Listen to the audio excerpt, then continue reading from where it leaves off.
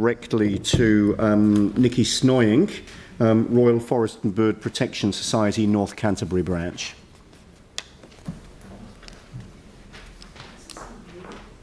Nicky, good morning. Thank you very much indeed for joining us. Kia ora, tēnā koutou katoa. Thank you very much for the opportunity to speak today. We made a submission to the annual plan, and I'm going to speak on that today briefly. So I just wanted to acknowledge the really challenging times that we all face right now, and I'd also like to remind the Council about the climate and ecological emergency that you guys declared last year in May 2019, and that COVID-19 actually presents a really unique opportunity to reset your priorities. You may have seen our Recovery for People and Planet document that I sent through to the Council a couple of months ago, and that essentially requires or recommends that the councils all around the country and the government put a climate and ecological lens over all of its projects. And we think this is a real opportunity that could be seized here. And one way that you guys could seize that opportunity is by aligning your strategic priorities with the Canterbury Regional Council. And those are freshwater management and a step change for Indigenous biodiversity. And in terms of freshwater management, that relates to ecosystems, natural ecosystems, freshwater from the mountains to the sea. And this city, in fact, is a hotspot for Indigenous biodiversity with its abundance of ecosystems, wetlands, rivers, the coastal marine area, and of course the beautiful Banks Peninsula out there. This approach is also supported by the NPS for freshwater management, which puts Te Mana o Te Wai as its overarching policy. That's the needs of the freshwater ecosystem at the forefront of the discussion. And with the NPS for Indigenous biodiversity, that is on the way as well in the pipeline. Still some work to do on both those things yet. And of course supported by the Zero Carbon Act. Hand in hand with all of this goes biosecurity.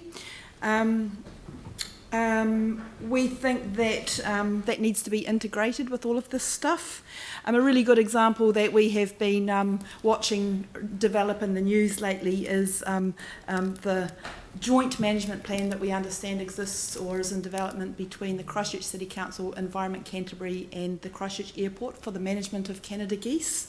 That is a really great example how all the agencies can work together and align their priorities for a really good outcome. And if that is implemented properly, that will give us great outcomes for the freshwater environment, for biodiversity and for safety as well. So yeah, wins for everything there.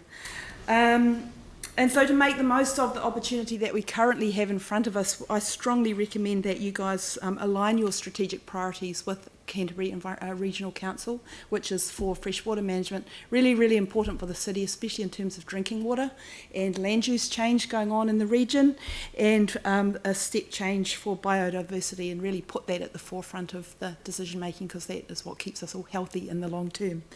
And that will put our city on a really fantastic long-term resilient sort of based pathway for the future. So thanks very much for the opportunity, and I'm happy to take any questions if you have any of me. Thank you. Sarah. Thank you. What's your view on the use of glyphosate? Sorry? The use of glyphosate. Oh, glyphosate. Yeah, it's controversial. It's debatable if it's cancer causing. So yeah, I think we really need to look closely at the research and make that link between public health in cities where that stuff is used. I don't have a view on it personally, but I don't use it. Yeah. No, I just wondered if there was a group view on it, since it's one of the things we're consulting on at the moment. Yeah, right. We can get back to you on that with an organisational perspective. Yeah, that'll be good. Thanks. Yeah, cool. All right, thank you. Are there further questions? No further questions. All right, thank you very much indeed for the submission. Thanks for joining us this morning. Thanks for the opportunity to speak.